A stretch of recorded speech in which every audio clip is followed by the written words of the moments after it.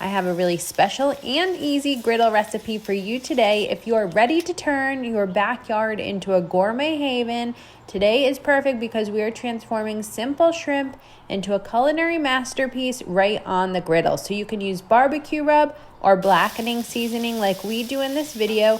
Grab just a handful of ingredients and meet me outside. To make griddle shrimp, you need to start with 3 pounds of shrimp that is thawed and deveined. I'm going to show you really quickly how to devein shrimp right here.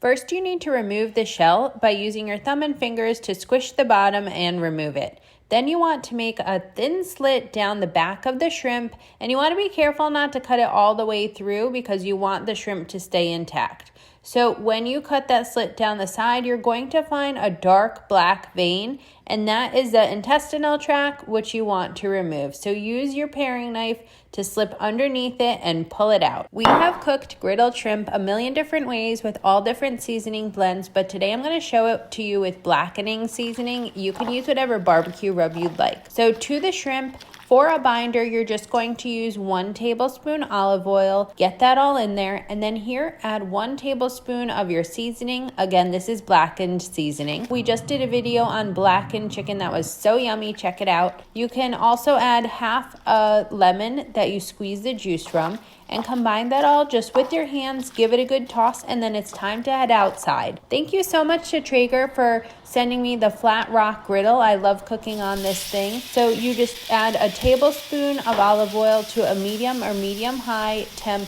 griddle.